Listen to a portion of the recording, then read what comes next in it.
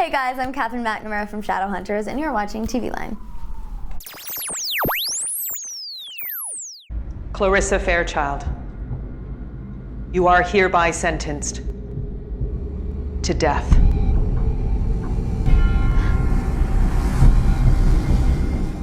So when I first found out the ending of episode 8 with Clary being sentenced to death, my first reaction was, do I still have a job? Is this their way of telling me I'm fired? What happened? But obviously that wasn't the case. I double checked though, but it wasn't the case. It's just a function of the story. But it did freak me out for a minute. No, I actually think it's quite good for the character at this point, because she's been excused for a lot. She's gotten away with a whole lot of rule breaking and a lot of not heeding authority, and she kind of has to pay the piper. It was a really intense day shooting when we did the whole execution thing. I mean, first of all, we were on location in this beautiful, dilapidated castle kind of thing in the middle of the wilderness. It was gorgeous. But the way in which Shadowhunters execute people is basically burning them alive. But it's a combination of the fire rune and the silence rune. So you're being burned alive, but no one can hear you scream. And it's kind of the most disturbing thing I've seen in a long time. It didn't help also that on set they had these giant dummies of what looked like a burned human corpse, and they would just drop it into shot, and I'll never forget there was one shot of it where it dropped and the head just hit the ground just at the right angle where the jaw slacked open a little bit, and the thud at which it hit the ground. There's no acting that happens in our reaction shots when we're looking at that. That's just pure human guttural dread.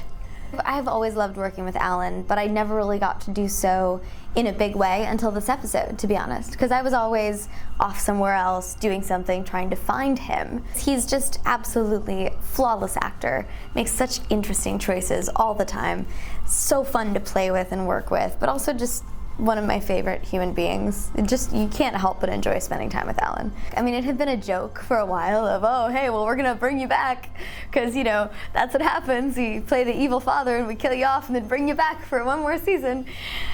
And then we did, and it was great. But I think I had a lot of fun, and it's sort of that missing piece that you never got to have of Clary and Valentine's relationship, because just at the point where they would have had those conversations, she killed him. So now we actually had time to, converse, even if he is undead.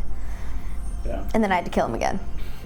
It was a very fun ending to shoot for me, because I finally got to work with Anna Hopkins, who plays Lilith, who I think just does such brilliant work. You get to see these two powerful women that are polar opposites. You have Clary, who's kind of the warmth and the light and the force of good in the world, and you have Lilith, who is literally the queen of hell, who fights for death, destruction, and torture. But the very end, it's so gut-wrenching. As a character, as an actor, it's interesting to watch, though, because you see very telling things about each character's relationship with Clary by how they deal with her loss. And also having Clary be confronted with her one regret, which is finding out she has a brother, one final piece of family, one last biological link, and then being forced to lose him without having a chance to give him a second chance, without having a chance to even really connect with him in any real way.